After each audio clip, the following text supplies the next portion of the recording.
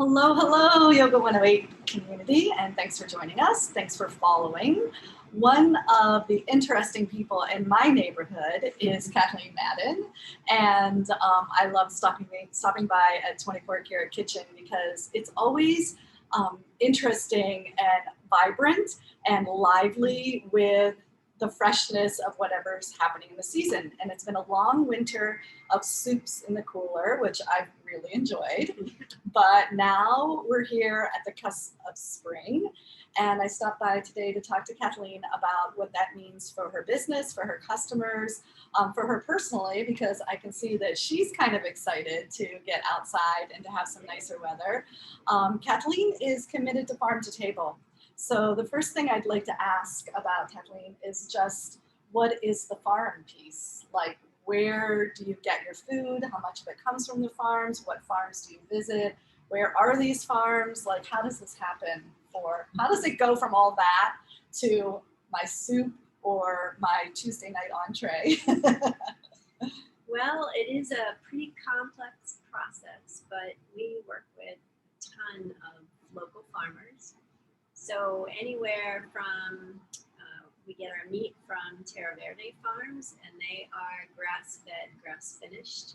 And what that means is that a lot of farms supplemental feed at the end, to fatten the animals up, and they don't get the opportunity to continue to graze and eat what's natural in their habitat. And so to be grass-fed and grass-finished is a super healthy thing to have in your meat that you're eating. So are all those tag labels like defined and regulated? So from what I understand, yes. So you have to, like, if something says cage free or organic, or those are all regulated services along with grass-fed, grass-finished. So you have to define what your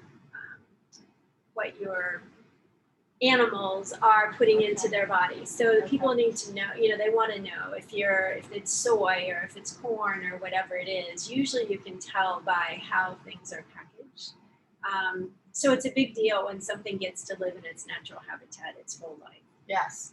And eat its natural food diet. Right. Its whole life. Yeah. Right? It really does affect their system. So when an animal is getting antibiotics, or they're getting hormone shots or steroids or anything like that, that goes into your meat that you're eating. Right. So it's always good to know that you're getting the freshest, and that they are living in their environment and enjoying the fresh air. And, so we try to work with the farmers that are conscientious and responsible about raising their animals. And also, from a produce perspective, this time of year with spring coming, it's very exciting because asparagus gets started, and we get the spinaches and all the wonderful greens, the lettuces that start to come out that make your salad taste so amazing. Arugulas, those peppery taste, and then strawberries. That's the first thing that starts to come out in May. And so we have so many farmers, Rainbow Farms that we get produce from, and Trapp Family Farm, and Powers Acres, and Red Basket. I mean, there's just an abundance of farmers out there that we can source from. And I think that in this area, I live a certain life. I have a certain pattern where, I go to this store, I go to that store, I go to the studio and back. I have my places that I go. I don't necessarily think of this area as farm.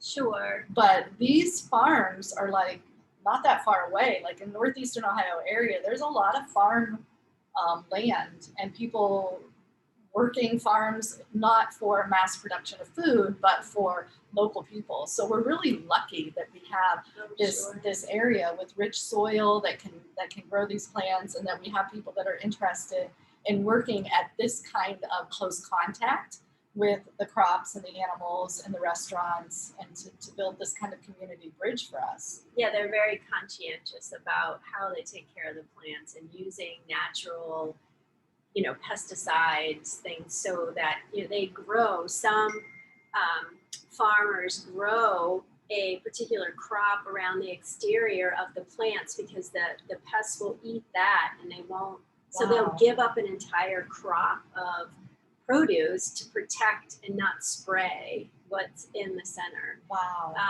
Because they're very good at what they do. Yeah. And so they make our food, delicious and nutritious. Right. And it allows us to taste the seasons and eat with the seasons. So we're always getting what's fresh and what's local and available, at that time. And the nice thing is, Mother Nature really controls what we can get. And Right. so last year, would you like to tell them that we're closed? So we'll So just have a rude. quick commercial break.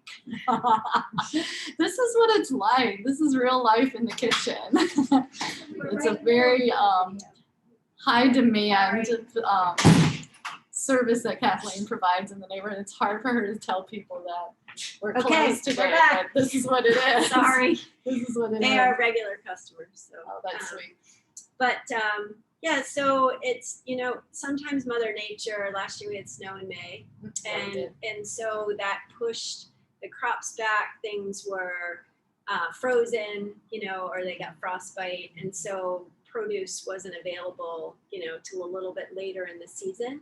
But having said that, we had more moisture in the ground. The plants that came out in the spring were amazing. The apples at the end of the season, for some reason, were incredible. Really good. Yeah, so good. Yeah. So you just never know. At first you think, oh my gosh, when are we going to get this produce? And then, just by what's occurring naturally, great things come out of it. You just have to wait a little bit longer. And I think that when we live around here, it's because we appreciate the seasons. I hope it's because you appreciate the seasons. You better appreciate the seasons. So part of the seasonality of it is like, what is next? Like, what's coming at the markets next? What's Kathleen cooking with next?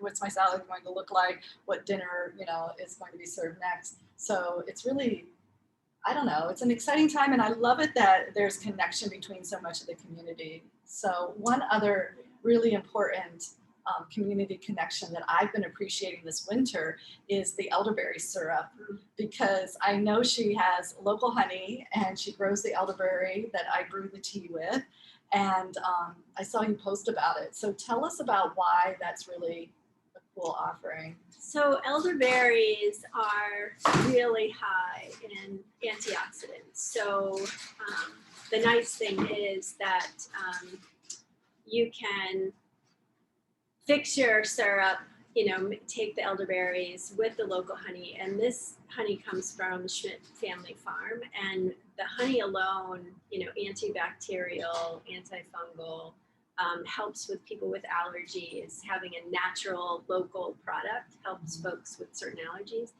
But during this time and any time, mostly in the winter when people are dealing with flus and colds and COVID, and it's one of the highest antioxidant property foods that you can put in your body. Besides, the new one is Arona berries.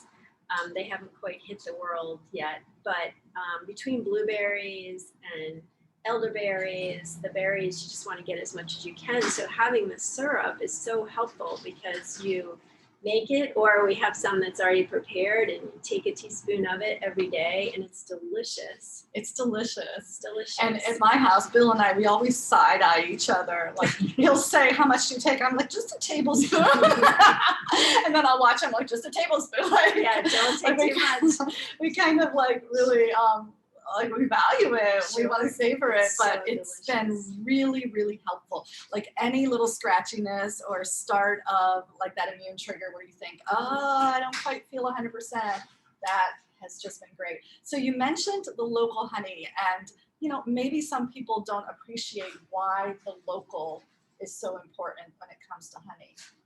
So I guess the biggest thing being that the bees are getting their pollen from plants that you're surrounded by.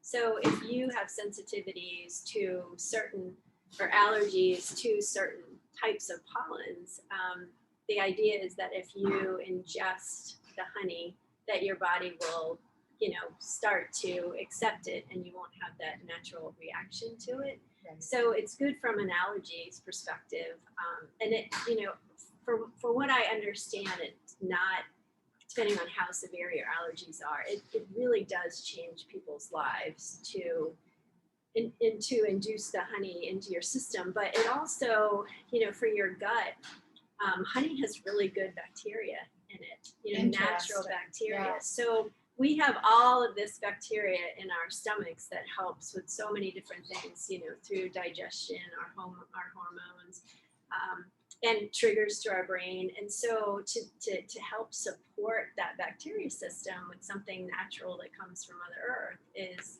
really a great thing to do. Right. And it's delicious. So, Yeah, and like we like a little sweet in life. And so if it's a sweet in life that's going to support your health, then right, that's like a double. That's a good choice. Yeah. And also,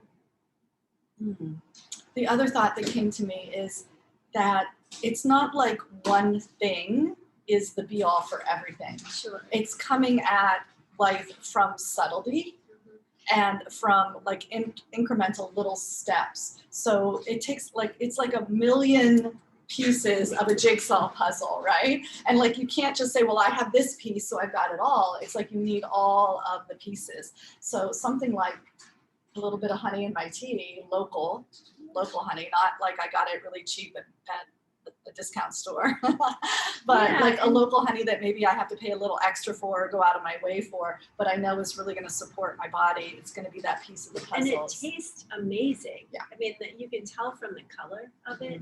You can taste the flowers. So when we get honey in the spring and we get it in the fall, usually it's two different colors because they're feeding off of different flowers. Yeah. So, which is really interesting because when you see honey in the store, it's usually all the same. Sure. It's all the same shade.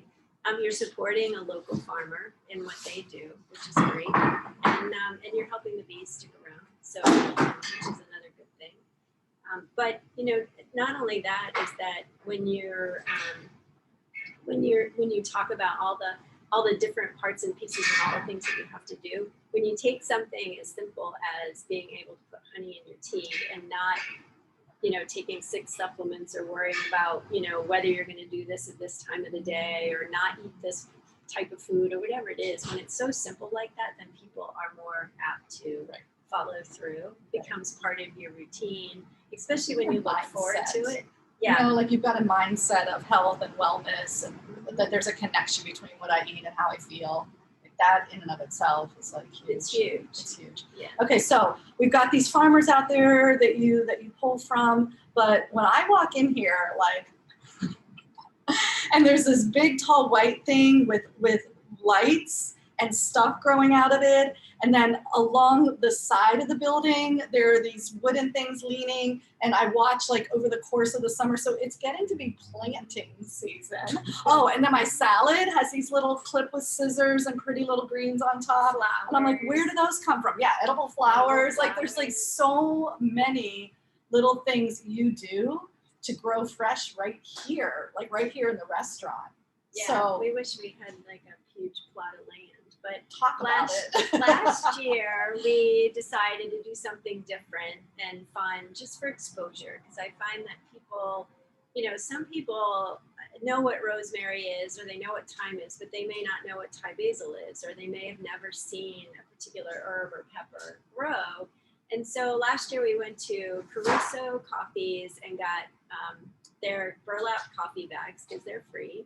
And Larson Lumber across the street, and we got their pallets, and we created these vertical gardens along the side of the building with the staff. One day we just took our compost from our compost guy, and we created these, we put the canvas on the back of the slats and created like these little pockets of places for the compost to go, and we planted the plants in there. And over the summer we had this beautiful vertical garden on the side of the building, and so people could go by and brush their hands over the rosemary, the lavender, the basil, whatever we had. There was kale growing out there, there was chard growing out there. We used to pick the vegetables and use it in floral arrangements because they just look so pretty. And we had edible flowers, chives, and we would just finish and we'd walk outside, you clip, put it in a salad or throw it in the end of a soup. You can't get That's any really fresher cool. than that. Yeah, It's you can't get any completely fresher. organic. And the experience of like parking in the back of the restaurant and then walking up the side and seeing the pallets leaning against the wall. I mean, she didn't hang them on the wall. It wasn't like it was some, you walk into a fancy hotel and you see like a whole wall of moss growing. You're like, oh, I mean, it was really, grassroots. This is what people do. This is what farmers do, is farming. And it was just like the pallets leaning against the wall. And I can't even tell you how many times I took a picture because it was just beautiful and it was really remarkable. And it brought like the truth of food source right there in front of the customer. So I have this idea of like doing similarly, like at home, like getting some slats and leaning against the side of the house, and there's no rototillering, and you don't have to necessarily worry about digging up the ground. It's so easy. Yeah. I mean, you can or can't. You don't have to worry about it because the cool thing about weeds is that when they are upright and vibrant, it means you don't need to water. So when things need water, they all get droopy. Well, so do weeds, and so it's a really good indicator of what's happening in the soil. And they're not taking over. It's like they all grow together. It's fine. But do you think Bill would let me put them like on the deck?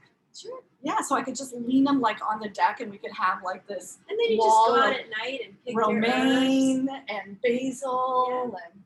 Yeah. And it's so delicious, when you cut something and you eat it right then. I mean, most people don't get the opportunity to do that. But we took it one step further, and last year we started baby plants that we sold here, which we will probably do in the spring again. And we're videotaping. And so we'll grow cucumbers and tomatoes and peppers. We did a ton of stuff, and we had them available here, so people can start little plants, and they could do stuff on their deck, and So you've got starter plants, and you've got your microgreens. I think you grow those upstairs. Yeah, we haven't been doing them for a while, but we'll probably start those back up here soon. And then there's a white tower here that you had strawberries growing from? Yeah, so the tower, the grow tower, was given to us from one of our customers. She has several of them at home. Barb Tillman, you probably know Barb. Yeah. And so what Sean and I have sort of played around with what works well. Sometimes we put squash in there, and the vines would grow and come down the ramp, and they just telling you. But you have to go. it's a cool thing to have stuff growing. I mean, it's why we always have green in here. There's something about having life around you all the time that just makes you feel really good. Plus, they give off good CO2, and plants provide oxygen. But we would grow herbs and strawberries, and we were picking strawberries, in the middle of the winter off of this grow tower. And you can get food like every month. You can plant something new and start over again, and always have something fresh. Yeah, which it has really powerful lights. Yeah. So this lights let you program the lights so that the light comes on and off as the day-night rhythm for the plant. Right. Yeah. And you get a really nice controlled growth. Yeah, and it's all water driven with you add minerals to the water, and so there's no soil, there's nothing to work with, so you're basically putting like these little pods in that get automatically watered every so often, so there's no maintenance to it. Gotcha. Which is really nice. The vertical garden, the nice thing about that for us on the side of the building is that it gets we get plenty of sun, but not too much. So you get a few hours, which means you don't have to, in July, you're not out there watering several times a day. And the coffee bags actually hold quite a bit of moisture, and so does compost. So it's nice to add different types of soils so that the water just doesn't drain through. That's interesting. And then you have a lime tree in a big pot out there. What happened to the lime? Last year there was a lime on the lime tree. So who got the lime? I don't actually think that they weren't limes. They're a type of orange, and right now I can't think of what they are, but they're very knotty on the outside, and they were green and vibrant, and we all thought that they were limes and we cut them open. They were actually very delicious oranges. Wow. Yeah. Well, there goes my margarita. Yeah. I was like, who got the margarita from that lime? Well, and Sean had we probably got 3 or 4 apples last year. Nice.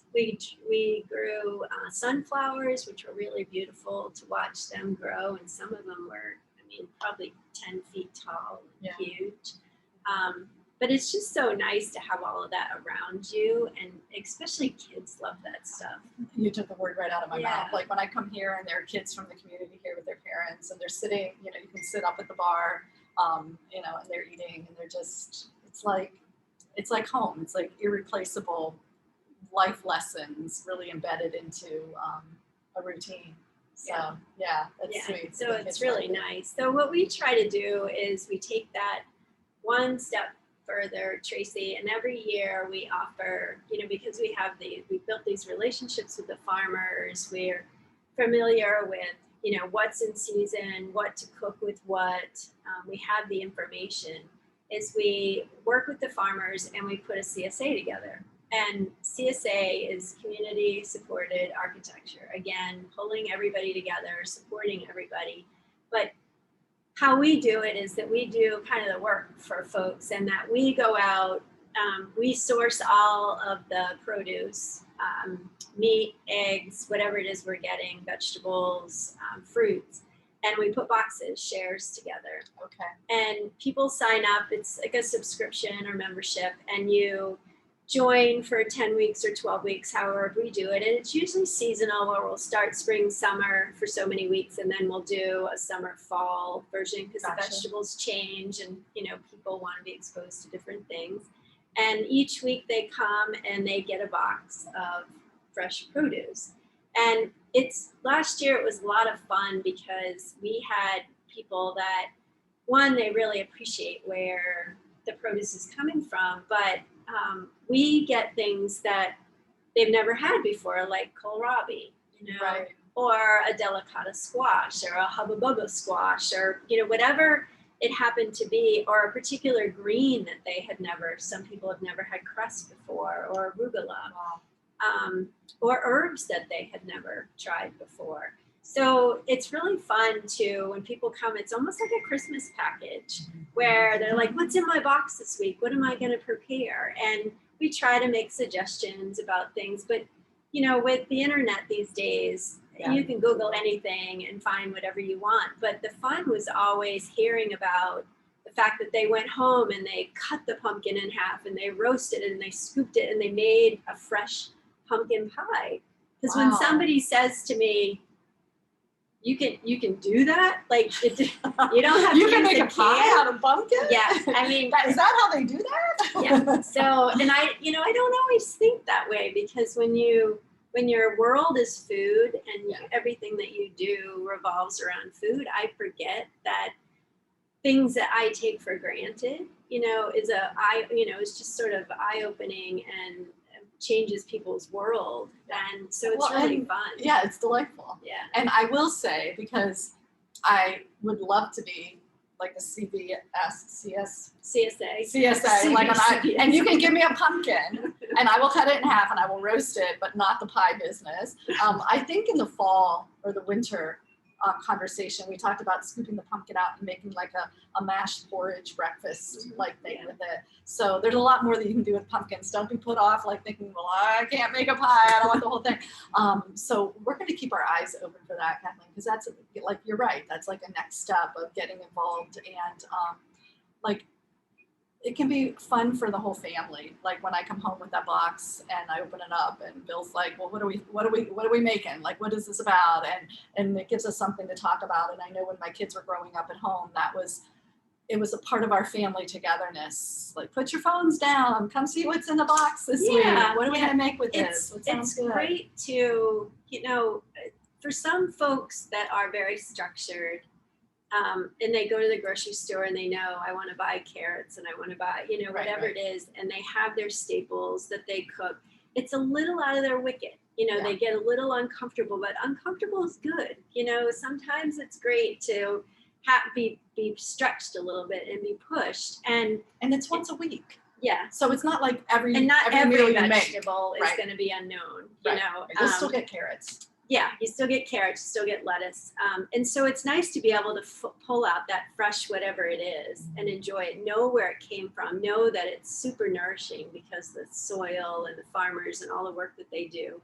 And you're exposing your family to something that is very wholesome and good for them, and in so many different ways, not only from the education perspective, but just from the fact that, you know, when they open the fridge and pull out those fresh carrots to have with their hummus or whatever, you know that they're getting really good, nutritious, and that means food. something. And I think for me to like tie this from start to finish and bring it all the way around, we're at a period in our society's history, our society's development, whatever. Like we're at this period where we could really appreciate and support each other. Like we could really get aware of our own individual impact on the environment, on our bodies, on our neighbors. Like connection doesn't mean anything and it means everything, right? Like it's not a limited thing that you have to take care of everybody, but just like to once in a while lift your eyes from your habit, lift your eyes from your work and your go thing, to look around to say like, who is my neighbor? Oh, she's in business here and she's growing things along the side of her building. My goodness. Where does she get this food? Oh, from this farmer. This is my neighbor too. And they really care enough to feed you know, the animal its natural food from, you know, all the way through its life cycle. So to like have this kind of connection and to value that in these days, it just feels so much better than worrying about what's on the news and contributing to the fear that's in the world. It's a small thing that maybe is going to help us lift each other up and get through hard times and feel good about living. Yeah, that's an awesome point. And a lot of the farmers would be thrilled for you to call and set up an appointment and bring your kids out or go out yourself and see what they do. They are incredible people. I mean, not just themselves, they're all really kind, but they work really hard. And they're so knowledgeable, and they'll teach you about why they put things in hoop houses. Or, you know, I learned the kale in the wintertime sometimes can be so much better than in the summer because they let it freeze, and during that frost period, then it thaws, they pick it. It tenderizes the kale. Interesting. And I never knew that. The farmer taught me that. But it's, you know, I get kale now and it's delicious. And most people think, oh, it's bitter and it's chewy, but it's not. It's really good. And I would have never known that had I not taken the time, you know, to have that conversation. But they love to show off what they do. It's just like I could go, like I can tangent out here with when my kids were growing up and how I would do this kind of thing. But to like get up and say, we're going to make cookies today and take them to the farmer. Like you don't wait for your Girl Scout troop. Don't wait for the school field trip. Like just call a local farmer and say, can I bring my kids out? Would anybody have, you know, a half hour just to show us around how things work at the farm? Yeah, they have some put the kids to work. Let them weed a couple things. Like let them see the chickens, right? And just, you know, we would make cookies or take a couple brownies out to the farmers. Experience and understand that it's not a truck that pulls up to the side of the grocery store and unloads crates of vegetables. They come from somewhere, and somebody works really hard to, you know, to make that happen. And it's just on a beautiful day. It's like going to the park. So it's a learning experience, and it's just nice being out in the fresh air and doing something different. Yeah. And relatively, I mean, in my example that I just gave, other than the cookies we would make to take, it was free. It was a free activity. Exactly. And, you know, I was a single mom. That was big for me. Like, what free thing can I do with the kids to just make their life enriched and not have to. Well, and the farmers markets are the same thing. I know some of them have live music. They have the kettle corn. They have face painting. And so it's an outing, and I'm not sure how things will go, you know, this spring and summer. Hopefully things will open back up. Last year was a little rough for the farmers with farmers markets because of COVID, but taking them on an outing, because you have everything from somebody selling delicious artesian breads to vegetables to soaps to popsicles Donuts. to, yeah, I mean, it's Just just saying. some of them, and there's so many in this area in Cleveland. And they're on different days of the week. So if you can't go on a Wednesday night, you can go on a Saturday or you can go on a Thursday. And Kathleen, usually in the summer, Kathleen will have a table, especially on Saturdays when they come back from the farmer's market on Saturday, like noon, 1 o'clock. Then Saturday afternoon, there'll be a table here with some of the farmer market produce or maybe extra. Yeah, from so the if you don't have time to co-op. go to the market, you can pick up always something come that you here, know is grab really a cup fresh. of coffee. Yeah, and I know in berry season, when strawberries were out, we could not keep enough strawberries in the building. But it's just, I mean, the smell alone of having that stuff down here just smells so good. Yeah.